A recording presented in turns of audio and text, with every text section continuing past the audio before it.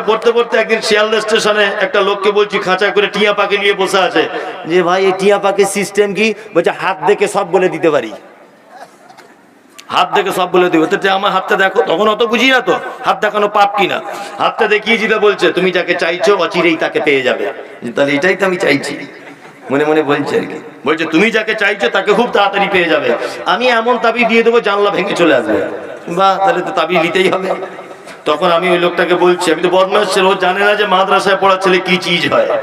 ওকে আমি বলছি, তাহলে বাবা এক কাজ করুন তো দেখি, হাত দেখে বলে দাম তো লটারির দোকানে এতগুলো টিকিট আছে, কোনটায় ফার্স্ট প্রাইজ আছে ওইটা কাটবো।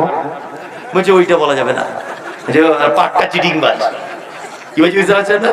ও আমার জীবন সঙ্গিনী আমার কাছে আসবে এটা টিয়া পাখি দিয়ে বলে দিতে পারছে, আমার কি হবে না হবে বলে দিতে পারছে। আর কোন লটারিতে ফার্স্ট প্রাইজ তুমি এটা বলে দিতে পারবো না? হ্যাঁ, চিটিংবাজ যত কি বলুন একদম। আপনাদের এলাকাতেও কিছু আছে এরকম ভণ্ড, টাকা ইনকাম করছে, করছে না করছে, আল্লাহু আকবার। একদম দূরে থাকবেন, শিরক মারাত্মক বড় পাপ। আল্লাহর নবী সাল্লাল্লাহু আলাইহি ওয়াসাল্লামের কাছে 10 জন একটা দল আল্লাহ নবীর কাছে বায়াত গ্রহণ করতে এসেছেন। আব্দুল্লাহ ইবনে আব্বাস থেকে হাদিসটা বর্ণিত।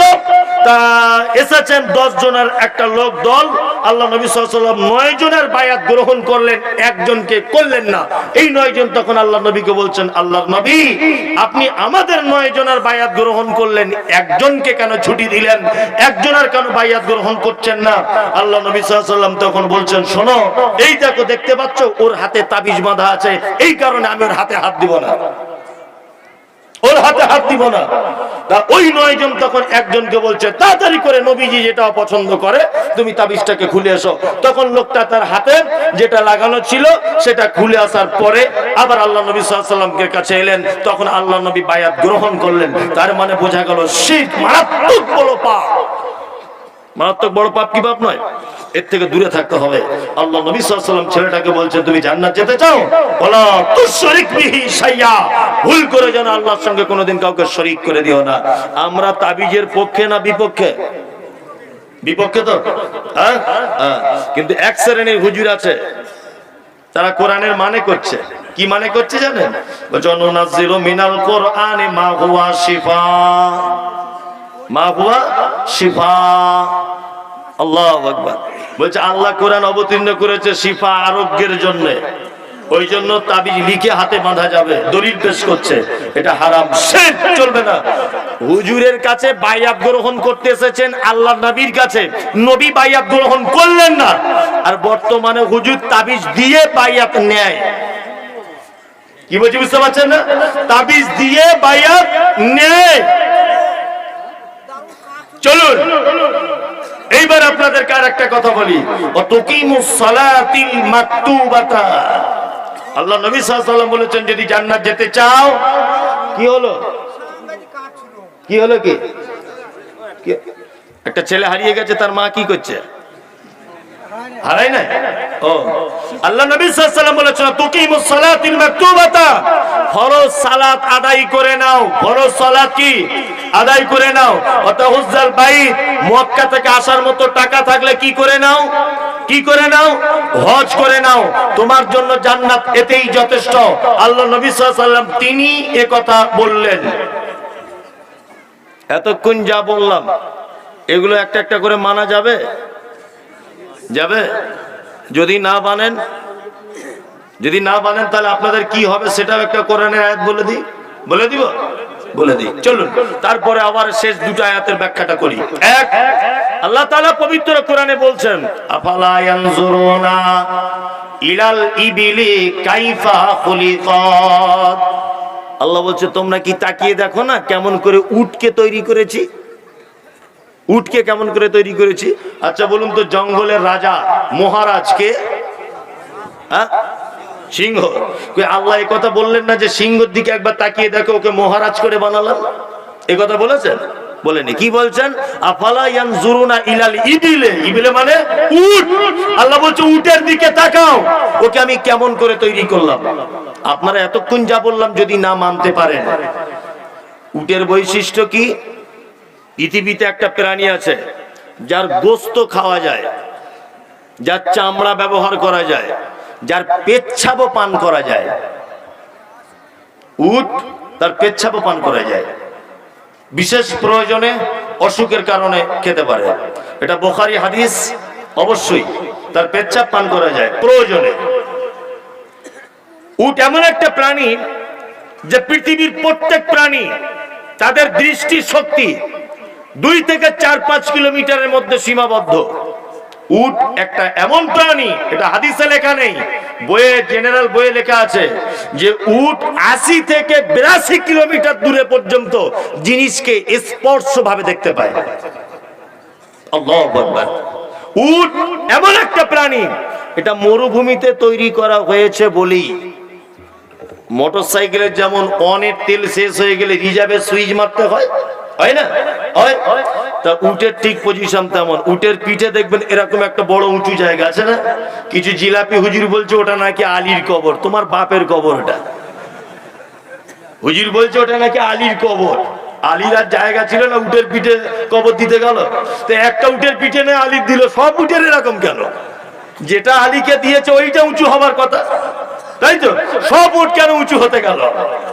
এটা যুক্তি তো ভুল নয়, যুক্তি তো ভুল। কি আশ্চর্য ব্যাপার, এমন বক্তব্য রাখছে। আচ্ছা বলুন তো, পৃথিবীর সব থেকে সহজ কাজ কোনটা?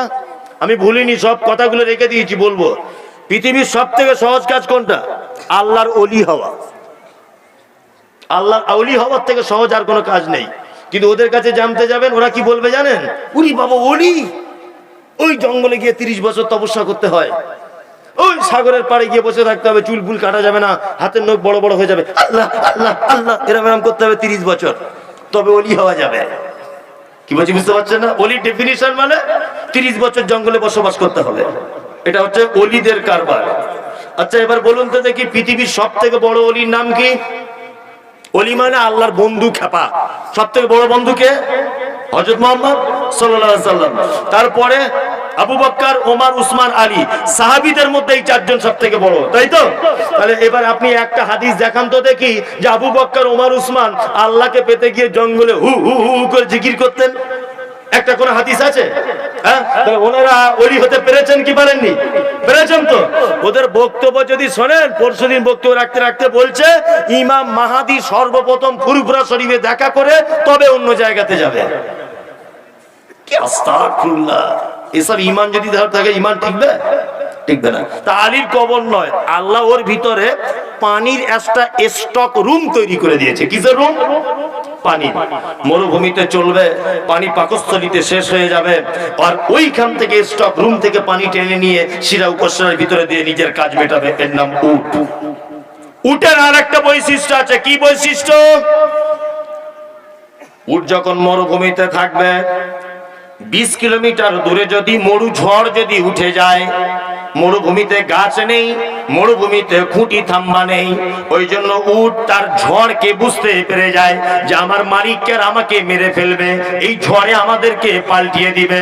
ওই জন্য ডিসকভারিতে দেখবেন উট নিজের হাত আর পাকে এইভাবে বালিতে এরকম করে পুঁতে দিয়ে নিজের মাথাটাকে নিচু করে দেয়, তার মালিককে বলতে চায়, ও মালিক রে, তাড়াতাড়ি করে আমাকে জড়িয়ে ধরে যা, তাছাড়া তুইও বাঁচবি না, আমিও বাঁচবি না। ওই জন্য আল্লাহ কোরআন মাজিদে বলেন, আফালা ইয়ানজুরুনা ইলাল ইবিলি কাইফা খুলিকাত। পৃথিবীতে তোমরা একবার তাকিয়ে দেখো আমি উটকে কত সুন্দর করে বানালাম। একে বলা হয় মরুভূমির জাহাজ। তাহলে উটের যা এত কোন গুণ বললাম, সব ভালো গুণ না খারাপ গুণ? ভালো গুণ। এবার একটা প্রাণীর নাম বলছি, তার নাম কুকুর। জি, এও কিন্তু মারাত্মক খাতারনাক প্রাণী। কি খাতারনাক? আল্লাহ নবী বলেছেন, কেউ যদি বাড়িতে ইচ্ছা করে একটা কুকুর যদি পালে, প্রত্যেক দিন তার আমলনামা থেকে 2 কেরাত সমান নেকি মাইনাস করে দেওয়া হবে। 2 কেরাত মানে 2টা উহুদ পাহাড়ের সমান নেকি মাইনাস করে দেওয়া হবে। আমাদের মুসলমানদের ঘরে অনেক ধনী লোকের বাড়িতে কুকুর রাখা আছে ঢং করে। আপনারা কান করে শুনে রেখে দেন, আপনার বাচ্চা যদি বাড়িতে কুকুর কুকুর যদি আনে অবশ্যই তাকে বাড়ি থেকে বার করে দিবেন। নবীজি বলেছেন ইচ্ছা করে কেউ যদি কুকুর যদি পালে প্রত্যেকদিন তার আমলনামা থেকে 2 কিরাত নেকিকে আল্লাহ মাইনাস করে দিবেন। উটের একটা খারাপ দিক এটা হলো 2, আল্লাহর নবী বলেছেন মেয়েরা বাড়িতে পুকুরের ঘাটে কলের ধারে থালা বাসন মাজার জন্য যখন রেখে দিবে, ওই থালাতে যদি একটা কুকুর যদি মুখ লাগিয়ে দেয় তাহলে সেই থালাটা একবার ধুতে হবে তবুও বিষ যাবে না, 2 বার ধুতে হবে তবুও বিষ যাবে না, 3 বার ধুবে তবুও বিষ যাবে না, 4 বার পানি দিয়ে ধুতে হবে তবুও বিষ যাবে না, 6 বার ধুতে হবে তবুও বিষ যাবে না। দয়ার নবী বলেছেন 7 বারের মাথাতে তুমি মাটি দিয়ে ভালো করে ঘষে ঘষে ঘষে ঘষে মেজে নাও, তাহলে তার বিষ চলে যাবে। তাহলে দুটো খারাপ গুণ হলো কুকুরের, তাই তো? এর ভালো গুণ আছে কি? এর ভালো গুণ হলো এটা প্রশিক্ষণ প্রাপ্ত কুকুর যদি হয় বাড়িতে আপনার গোয়াল ঘর গরু ছাগল আগলের জন্য রাখতে পারেন, পারমিশন আছে এটা, তাই তো বল না? প্রশিক্ষণ প্রাপ্ত কুকুর যদি হয়, শিক্ষা দেওয়া কুকুর যে মালিকের মালটা হেফাজত করবে এরকম কুকুর হলে ইসলামে জায়েজ আছে। তার মানে দুটো গুণ ভালো খারাপ, একটা গুণ কি ভালো। এবার একটা প্রাণীর নাম বলছি, তার নাম শূকর। কি নাম? শূকর। এ মারাত্মক প্রাণী, পৃথিবীতে একটা জঘন্য প্রাণীর নাম, বুঝলেন না? যদি একটা প্রশ্ন এখানে হতে পারে যে কুকুর শ্রীগালকে আল্লাহ, কুকুর আর শূকরকে আল্লাহ পাঠালেন কেন তাহলে পৃথিবীতে, প্রশ্ন হতে পারে কি পারে না? পৃথিবীর সবকিছু মানুষের জন্য তৈরি করা হয়েছে, তাই তো? সবকিছু কিসের জন্য? মানুষের জন্য তৈরি করা হয়েছে। কুকুর আমাদের কি তো কামড়ে নেয়, ওকে কোন ডিপার্টমেন্টে রাখা হলো? আল্লাহ ওকে এই কারণে পাঠিয়েছে যে তোকে ম্যাথরের ডিপার্টমেন্টটা দিলাম, তুই ম্যাথরের কাজ করবি। শূকর, শূকরের একটা ডিপার্টমেন্ট আছে, এটা আপনি শুনলে অবাক হয়ে যাবেন। আপনি এটা জানেন যে যদি 5-7 কিলোমিটার ভিতরে কোনো শূকর যদি না থাকে তাহলে মেটেকোনাতে, এটা চিকিৎসা বিজ্ঞানীদের একটা সমীক্ষা, তাহলে মেটেকোনাতে প্রত্যেক 1.5 মাস থেকে 2 মাসের মধ্যে একটা করে লোক মারা যাবে। যদি বলছেন শূকরের কারণে লোক মারা যাবে, ইয়েস, আমি পড়ে এসে বলছি, আপনি না পড়ে এটা হুঁশ করে উড়িয়ে দেওয়ার চেষ্টা করবেন না। মশা দেখবেন 2 প্রকারের, এক পুরুষ মশা, এক নারী মশা। পুরুষ মশারা কোনোদিন মানুষের গায়ের রক্ত খায় না, ওরা নর্দমাতে থাকে, আর রক্ত খায় মহিলা মশারা। আর এই দুটো মশার মাঝখানে ট্রেনে দেখবেন বা স্টেশনে শহরের নর্দমাতে এক রকমের মশা আছে, তাদের লেজগুলো একটু বড় বড়, দেখেছেন? দেখেছেন? দেখেছেন? বলছে চিকিৎসা বিজ্ঞানীরা এই মশা যদি 3টে থেকে 4টে কোনো মানুষকে যদি কামড়িয়ে নেয়, এমন একটা মারাত্মক জ্বরে আক্রান্ত হবে যে এই লোকটা 2 থেকে 3 দিনের মধ্যে মারা যাবে। কিন্তু এই মশাটার প্রত্যেক দিন 1 ফোঁটা করে রক্তের প্রয়োজন হয়। এই মশাটা সব থেকে ভালো পছন্দ করে কার রক্ত খেতে? শূকরের রক্ত খেতে। শূকরের যে গায়ের উপরে লোমগুলো আছে, লোমের ভিতরে ঢুকে যায়, গিয়ে তার রক্তটা খেয়ে আবার চলে আসে। শূকর যদি পৃথিবীতে কমে যায়, ভারতবর্ষের মাটিতে যদি কমে যায়, পশ্চিম বাংলার মাটিতে যদি কমে যায়, তাহলে ভাববেন ওই প্রাণীগুলি রক্ত খাওয়ার জন্য মানুষকে যদি আক্রান্ত করে, মানুষকে যদি ফুঁড়ে দেয় তার সুসটা দিয়ে, অবশ্যই মানুষ জ্বরে আক্রান্ত হয়ে মারা যেতে পারে। ওটাও আল্লাহ এই কারণে হয়তো পাঠিয়েছে। পৃথিবীতে একটা প্রাণী আছে সব থেকে বেশি নোংরা, তার নাম শূকর। সব প্রাণী দেখবেন পরিষ্কার পরিচ্ছন্ন পছন্দ করে, করে না? শালিক পাখি গোসল করে, মুরগি ধুলোতে শুয়ে থাকার পরে দেখবেন গাটা এরকম ভাবে লড়িয়ে নেয়। পৃথিবীতে একটা প্রাণী আছে তার নাম শূকর, মারাত্মক খাতারনাক নোংরা। কেমন নোংরা? একটা শূকর পায়খানা করলে আর একটা শূকর গিয়ে চৌ করে গিয়ে গিলে খেয়ে নেয়, এর নাম শূকর। মারাত্মক প্রাণী। আল্লাহ এর ব্যাপারে কি বলেন? ইন্নামা হারামা আলাইকুমুল মাইতাতা ওয়াদ-দামা ওয়া লাহমাল খিনজির, নিশ্চয় আমি তোমাদের জন্য নিষেধ করে দিয়েছি, তোমাদের জন্য হারাম ঘোষণা করে দিয়েছি মরা প্রাণী আর রক্ত আর শূকরের মাংস। লাহমাল খিনজির, শূকরের মাংস খেলে কি হারাম। চলুন এবারে নাসাই শরীফের একটা হাদিস আপনাকে বলি। এই হাদিসটা বললে আপনি অবাক হয়ে যাবেন, যেটা কি হাদিস আছে? ইয়েস, এটা হাদিস আছে। আমি তাহকিক করে তবে বলছি। সাহাবীদের মধ্যে কিছু দল আল্লাহ নবী সাল্লাল্লাহু আলাইহি ওয়াসাল্লামের কাছে এসেছেন, এসে বলছেন, আল্লাহর নবী গো, আমরা দেখেছি অনেক মানুষকে যারা নাবিকের কাজ করে, যারা নৌকা চালায়, ও দয়ার নবী তারাকে দেখেছি শূকরের চর্বি দিয়ে, কাঠের গুঁড়া দিয়ে এক রকমের আঠা তৈরি করে ওই নৌকা ফুটোর জায়গাগুলোকে তারা আটকিয়ে দেয়, অনেক দিন যাবত লাস্টিং করে। আমরা কি সেটা করতে পারবো? নবীজি বলেছেন না, শূকরের চর্বি দিয়ে আঠা তৈরি করে নাবিকেরা নৌকাতেও লাগাতে পারবে না, ওটাতেও হারাম। শূকরের সব হারাম। তাহলে তিনটে প্রাণীর মধ্যে সব থেকে নিকৃষ্ট কোনটা হলো? কোনটা? তাই তো, শূকর সব থেকে খারাপ। তো চলুন এবার আল্লাহর নিকটে খারাপ প্রাণীকে কোরআন কি বলছে? ইন্নাশ শাররাদ দাওয়াবি ইনদাল্লাহি সুম্মাম বুকমুল্লাযিনা লা ইয়াকিলুন। আল্লাহ বলে সারা পৃথিবীতে যত মানুষ রয়েছে তার মধ্যে যত প্রাণী আমি আল্লাহ বানিয়েছি, আমার নিকটে নিকৃষ্ট প্রাণী হচ্ছে কে? সুম্মাম বুকমুল্লাযিনা লা ইয়াকিলুন, যাদেরকে আমি অন্তর দিয়েছি ভাবার জন্য, যাদেরকে চোখ দিয়েছি দেখার জন্য, যাদের বিবেক বুদ্ধি দিয়েছি, আকল দিয়েছি, তারপরেও যারা আমার কথাগুলিকে মেনে নিতে পারলো না, তারা যারা আমাকে চিনে নিতে পারলো না, আল্লাহ বলছে পৃথিবীর সব থেকে নিকৃষ্ট প্রাণী হলো এরা। এবার বলুন কারা? কারা? এর আগে হয়েছিল কারা? শূকর। আপনাকে বোঝাতে পেরেছি যে উলাইকা কাল আনাম, চতুষ্পদ জানোয়ারের থেকে মানুষ খারাপ। বোঝানো গেছে? গেছে। কারা খারাপ? আল্লাহ বলছেন ইন্নাশ শাররাদ দাওয়াবি ইনদাল্লাহি সুম্মাম বুকমুল্লাযিনা লা ইয়াকিলুন। পৃথিবীতে যত প্রাণী রয়েছে এর মধ্যে নিকৃষ্ট প্রাণী হলো তারা। কারা তারা? যাদেরকে সুম্মাম বুকমুল্লাযিনা লা ইয়াকিলুন, যাদেরকে অন্তর দেওয়া হয়েছে, চোখ দেওয়া হয়েছে, কান দেওয়া হয়েছে, বিবেক বুদ্ধি দেওয়া হয়েছে, শিক্ষা দেওয়া হয়েছে, যার জন্য ওস্তাদ রাখা হয়েছে, তারপরেও যারা আমাকে মেনে নিতে পারলো না, আল্লাহ বলছে পৃথিবীর নিকৃষ্ট প্রাণী হলো তারা। তার মানে আমরা। তাই তো, অনেক ভালো কাজ আপনাদেরকে বলে দিইনি? বলে দিয়েছে হাদিস দিয়ে।